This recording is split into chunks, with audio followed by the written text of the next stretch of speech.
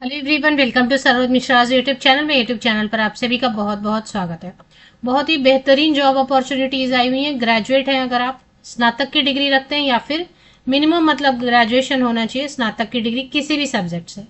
Fresher भी आवेदन कर सकते हैं। रेलवे मंत्रालय के अंडर जो है ऑर्गेनाइजेशन है, वो रेलवे मंत्रालय के अंदर, रेलवे मिनिस्ट्री के अंडर आता है। सेंट्रल गवर्नमेंट की परमानेंट नौकरी, और सिर्फ एक एग्जाम है। अगर आपको तैयारी करनी है, एक ही एग्जाम देना है, कोई इंटरव्यू नहीं, कोई दो एग्जाम नहीं, सिर्फ एक एग्जाम और सरकारी नौकरी, वो भी रेल मंत्रालय के अंतर्गत। जबरदस्त अपॉर्चुनिटी है। सैलरी भी, स्टार्टिंग सैलरी काफी अच्छी ऑफर कर रहे हैं। चलिए आगे बढ़ते हैं डिटेल्स के लिए। सैलरी अगर आप देखेंगे तो काफी अच्छी ऑफर कर रहे हैं। Starting salary approximate CTC annual salary package बता रहे हैं 8.16, लगभग 70,000, 70,000 लगभग हो जाएगा, एग्जैक्ट तो नहीं, 70,000 पर मंथ। और ये सैलरी अभी बढ़ेगी भी, क्योंकि जब सेंट्रल गवर्नमेंट की जॉब हो जाती है तो सैलरी बढ़ती भी जाती है, क्योंकि अभी डीए ही बढ़ेगा। अब इसमें जो है leave, as per leave rules, other benefits भी दे रहे हैं। अगर मैटर्निटी या पैटर्निटी लीव भी दे रहे हैं। मेडिकल फैसिलिटी भी आपको दे रहे हैं। ग्रुप इंश्योरेंस की फैसिलिटी आपको मिलेगी। लीव एनकैशमेंट एक बहुत अच्छी चीज होती है। जैसे कई लोग होते हैं कि बहुत प्रॉम्प्ट होते हैं और बहुत ज्यादा छुट्टियां लेते नहीं है, तो गवर्नमेंट या ऑर्गेनाइजेशन साल भर में जितनी छुट्टियां आपको देती है उतना यूज ना हो, तो उसके बदले में आपको फिर वो लीव्स अगर बच गए तो उसको भी आप कन्वर्ट कर सकते हैं पैसे में। तो उस लीव के बदले में आपको पैसे मिलते हैं, तो ये एक बहुत अच्छी चीज लीव इनकैशमेंट भी है। और ये सारे बेनिफिट्स, एक्स्ट्रा बेनिफिट्स मिलेंगे पर मंथ सैलरी के बाद। पोस्ट का नाम असिस्टेंट एचआर है, बट कोई भी स्नातक इसमें आवेदन कर सकते हैं। एज की क्राइटेरिया भी बेहतर है। अगर बाकी जैसा आप देखेंगे, बाकी जगह अगर ग्रेजुएशन बेसिस पे कोई जॉब आती है तो उसके कंपैरिजन में इसकी जो एज क्राइटेरिया वो भी अच्छी है। मिनिमम क्वालिफिकेशन में इन्होंने लिखा हुआ है ग्रेजुएशन इन एनी डिसिप्लिन, मतलब बीए है, बीएससी है, बीकॉम है, बीटेक, बीएमएस, बीएमएम, बीसीए। इसके अलावा कई सारे मल्टीपल कोर्सेज आजकल रन हो रहे हैं, जिसमें कि कैंडिडेट स्नातक की डिग्री प्राप्त करते हैं, यानी कि ग्रेजुएट होते हैं। अगर आप पोस्ट ग्रेजुएशन भी कर चुके हैं या ग्रेजुएशन के बाद कोई और भी आपने क्वालिफिकेशन लिया है, कोई प्रॉब्लम नहीं है। मिनिमम स्नातक की डिग्री मांगा गया है। इसमें जो है 50% या अबव मार्क्स का एक कंडीशन रखा गया। अगर आप अनरिजर्व ईडब्ल्यूएस कैटेगरी के कैंडिडेट हैं तो 50% या अबव मार्क्स रखा गया है। और एक्सपीरियंस अगर पूछ रहे हैं तो एक्सपीरियंस में इन्होंने साफ साफ लिख दिया है मिनिमम एक्सपीरियंस नील, एक्सपीरियंस ये नहीं मांग रहे हैं। फ्रेशर बिल्कुल आवेदन कर सकते हैं, तो फ्रेशर के लिए ऐसी अपॉर्चुनिटी जल्दी आती नहीं है। नोटिफिकेशन रिलीज हुआ है, राइट्स लिमिटेड है, government of India enterprise, regular basis लिख दिया, मतलब परमानेंट है। और राइट्स अगर बात करते हैं तो Navratna central public sector enterprise under the ministry of railway, government of India. तो ये नवरत्ना ऑर्गेनाइजेशन है जो कि रेल मंत्रालय भारत सरकार के अंतर्गत आता है, और transport, infrastructure and related technology से संबंधित ये कंसल्टेंसी ऑर्गेनाइजेशन है। मल्टी डिसिप्लिनरी है, मतलब कई अलग अलग क्षेत्रों में काम करा। जैसे बताया इन्होंने, इंफ्रास्ट्रक्चर बिल्कुल अलग हो गया, ट्रांसपोर्ट अलग हो गया, टेक्नोलॉजी अलग हो गया। तो अलग अलग जो मल्टी डिसिप्लिनरी ये कंसल्टेंसी ऑर्गेनाइजेशन है, रेल मंत्रालय के अंतर्गत आएगा, और कोई भी स्नातक अप्लाई कर सकते हैं। टोटल नंबर ऑफ वैकेंसीज की बात करते हैं तो टोटल 15 वैकेंसीज हैं, जिसमें कि 2 वैकेंसीज जो है ना, इसमें एक सर्विसमैन के लिए रिजर्व है, सिर्फ 2। बाकी अनरिजर्व मतलब अनारक्षित सीट, जनरल कैंडिडेट, या अगर आपका पेपर रेडी नहीं है, आप कास्ट कैटेगरी से हैं लेकिन आपका पेपर रेडी नहीं है कास्ट कैटेगरी का, तो भी आप अनरिजर्व में आवेदन कर सकते हैं। फिर EWS, OBC, non creamy layer, SC, ST, सब मिला के टोटल 15 वैकेंसीज हैं। ठीक है ना, फीस ज्यादा नहीं है। अगर फीस ज्यादा नहीं है तो आप अफोर्ड कर सकते हैं, और क्यों अपॉर्चुनिटी मिस करें। अपर एज लिमिट 30 साल रखी गई। देखें ये जो 30 साल लिखा है, मैं मिनिमम लिख देती हूँ 18 में क्वालिफिकेशन कंप्लीट नहीं होती है, लेकिन एक मिनिमम तो आयु आपको लिख के देना होगा ना, तो मैंने 18 लिख दिया। तो 18 से 30 साल जो आयु सीमा लिखी है, एज क्राइटेरिया, ये अनरिजर्व कैटेगरी में जो अप्लाई करेंगे यूआर वाली सीट पे, उनके लिए है। अगर आप SC, ST, OBC, non creamy layer, PWD candidate हैं तो एज में रिलैक्सेशन मिलेगी, वो मैं डिस्कस आगे कर देती हूँ। एज या फिर क्वालिफिकेशन जो है वो कंप्लीट हो चुकी होनी चाहिए आपकी 27 अप्रैल 2026 तक। 27 अप्रैल 2026 तक आपका जो है ना, यही लास्ट डेट है ऑनलाइन एप्लीकेशन की आई थिंक, क्योंकि इन्होंने लिखा है last date of submission of application. यही कट ऑफ डेट भी रहेगी एज की कैलकुलेशन के लिए या एलिजिबिलिटी क्राइटेरिया कंप्लीट होने के लिए। क्वालिफिकेशन स्नातक की डिग्री किसी भी विषय से चलेगा। परसेंटेज प्रतिशत अंक 50% है। और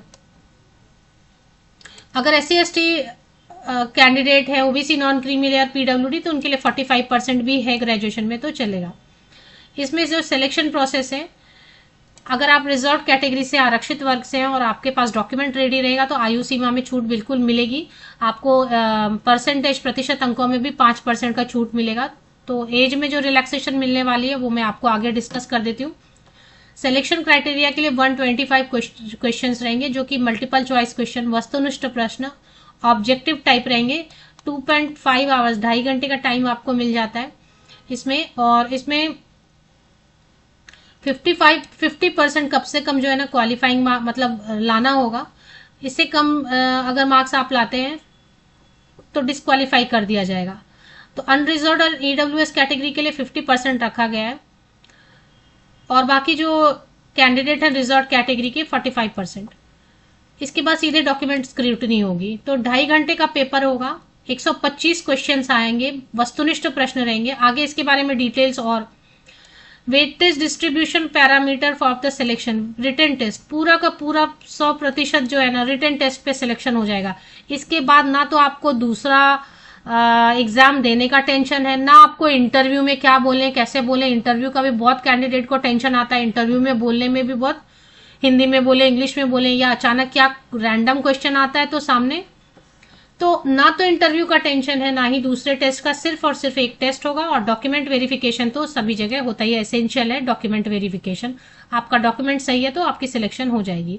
रिलैक्सेशन एंड कंसेशन, जैसा अभी बता रहे कि SC/ST कैंडिडेट है तो 18 से 35 साल तक के SC/ST कैंडिडेट आवेदन कर सकते हैं। अगर OBC non creamy layer candidate है तो 18 से 33 साल तक के OBC non creamy layer candidate आवेदन कर सकते हैं। यदि पीडब्ल्यूडी कैंडिडेट है तो 18 से 40 साल तक के पीडब्ल्यूडी कैंडिडेट भी आवेदन कर सकते हैं। कहाँ पे एग्जाम सेंटर, एक ही एग्जाम है। अब आपको लगेगा कि selected candidate shall be liable for posting at any place in India and abroad. तो देखिए, भारत में ये एक ऑर्गेनाइजेशन है, मल्टी डिसिप्लिनरी है, अलग अलग क्षेत्रों में काम कर रही है, ट्रांसपोर्ट में भी, इंफ्रास्ट्रक्चर में भी है, टेक्नोलॉजी में भी और अन्य क्षेत्रों में। तो इसके multiple branches all over India है, पूरे भारत देश में छोटे बड़े कई सारे यूनिट्स हैं, क्योंकि सभी जगह इंफ्रास्ट्रक्चर डेवलप हो रहा है, सभी जगह टेक्नोलॉजी है, सभी जगह ट्रांसपोर्ट का काम हो रहा है। तो राइट्स एक बहुत बड़ा ऑर्गेनाइजेशन है जिसके पूरे देश भर में अलग अलग यूनिट्स फैले हुए हैं। तो कहीं पे भी पोस्टिंग आपको दे सकते हैं। तो पहली पोस्टिंग तो आपको लेनी होती है, 5 साल या 3 साल काम करना होता है, उसके बाद आप प्रेफरेंस दे सकते हैं। अब्रॉड में भी है, जिनको अब्रॉड जाने का शौक है कि अब्रॉड जाना चाहते हैं उनको भी अपॉर्चुनिटी मिलेगी, क्योंकि अब्रॉड में भी है।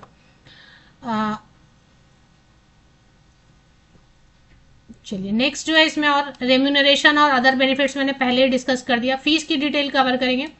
फीस जो है जनरल ओबीसी कैंडिडेट के लिए 300 प्लस थोड़ा टैक्स लेंगे तो समझे 320-330 तक रहेगा, ज्यादा नहीं रहेगा।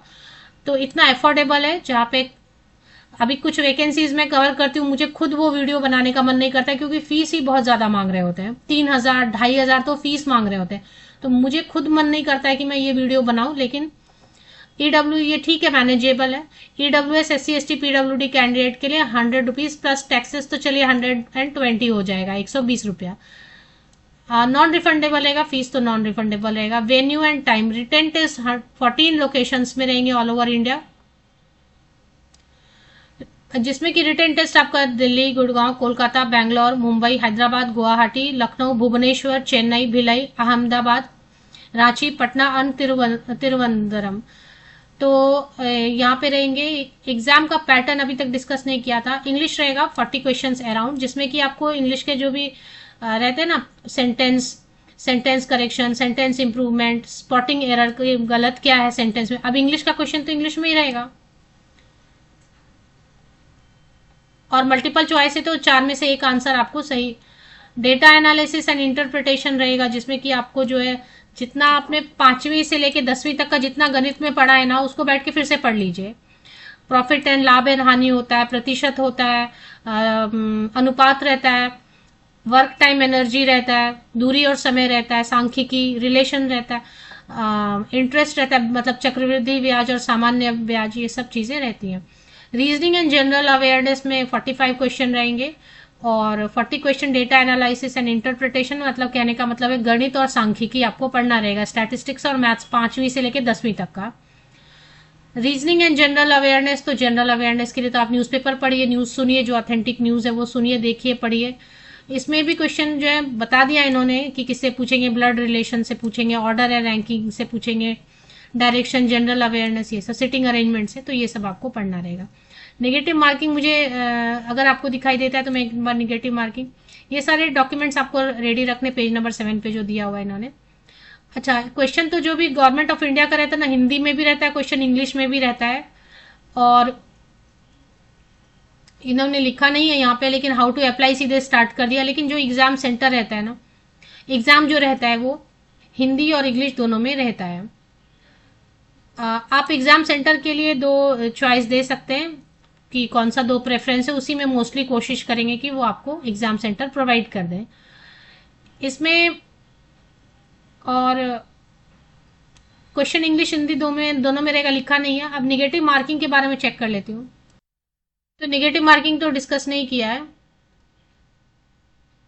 या किया होगा तो काफी सारी चीजें इन्होंने, कास्ट सर्टिफिकेट वगैरह का जो फॉर्मेट है ये इन्होंने यहाँ पे दिया हुआ है, तो ये आपको चेक कर लेना है।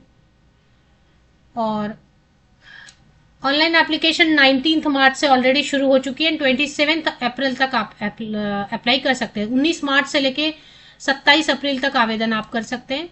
और इसमें कोई प्रॉब्लम हो गया तो ये ईमेल आईडी यहाँ पे दिया हुआ पेज नंबर 10 पे, यहाँ पे आप अपनी क्वेरी रख सकते हैं अगर कोई ऐसा इशू होता है तो। 27 अप्रैल लास्ट डेट है, आवेदन ऑलरेडी 19 मार्च से शुरू हो चुका है। सर्टिफिकेट वगैरह का फॉर्मेट पूरा प्रॉपर दिया हुआ है इन्होंने। अब इसमें चलते हैं ऑफिशियल वेबसाइट पे एक बार। ये ऑफिशियल वेबसाइट है और इसके मैंने करियर सेक्शन में क्लिक किया। यहाँ पे देखें करियर सेक्शन इनका थोड़ा सा ना, ये देखिए करियर सेक्शन होम पेज पे आया था। करियर पे मैंने क्लिक किया तो इसमें वैकेंसीज वो बता रहे थे, वैकेंसीज, और वैकेंसीज पे मैंने क्लिक किया तो वैकेंसीज पे क्लिक करने से ये सारी जो है ना इसमें आए डिटेल्स। और इसमें recruitment of assistant on regular basis, तो ये व्यू पे आ गया, इस पे मैंने क्लिक किया था तो विज्ञापन जो है ओपन हो गया। ऑनलाइन एप्लीकेशन कहाँ से कर सकते हैं ये देख लेते हैं। तो जब आप करियर सेक्शन में क्लिक करते हैं ना तो वैकेंसीज के नीचे आपको ऑनलाइन रजिस्ट्रेशन भी दिखता है। तो वो ऑनलाइन रजिस्ट्रेशन का यहाँ पे देखेंगे आप, एक ऑप्शन है करियर में, जब आप क्लिक करें तो वैकेंसीज और वैकेंसीज के नीचे ऑनलाइन रजिस्ट्रेशन। तो थोड़ा इसमें साइट में प्रॉब्लम है, जैसे मैं करियर से जैसे कर्सर मूव करती हूँ तो कुछ और शो होने लगता है। तो जैसे आप करियर के नीचे वैकेंसीज के नीचे ऑनलाइन रजिस्ट्रेशन पे रजिस्टर करके एप्लीकेशन प्रोसेस कंप्लीट कर सकते हैं। एक्चुअली मैं जैसे कर्सर मूव करूँ तो कोई और चीज जो है ना ओपन हो जा रही है, तो इसलिए प्रॉब्लम हो रही है इसमें। हाँ देखें, तो करियर सेक्शन में वैकेंसीज और वैकेंसीज के नीचे ऑनलाइन रजिस्ट्रेशन है। तो ये ऑनलाइन रजिस्टर वैकेंसीज पे आप एचआर वाली जो एडवर्टीजमेंट है वो चेक कर लीजिए, असिस्टेंट एचआर, और इसके नीचे ऑनलाइन रजिस्ट्रेशन पे क्लिक करके फर्स्ट 1 टाइम रजिस्ट्रेशन कीजिए और रजिस्ट्रेशन के बाद फिर जो है इसमें सारे ऑप्शंस आ रहे हैं, जो जो अभी ओपन है ये सारे ऑप्शंस आ रहे हैं। तो एडवर्टीजमेंट ये देखें एचआर वाला ऑप्शन भी है इसमें। इसमें बहुत सारे ऑप्शन आ रहे हैं, आपको कौन सा अप्लाई करना है उस पर क्लिक करेंगे तो सिलेक्ट पे बहुत सारा है। असिस्टेंट एचआर 7/2026, एक बार एडवर्टीजमेंट चेक कर लेते हैं 7/2026 से ना, तो इस पे क्लिक करके इसकी प्रोसेस कंप्लीट करेंगे।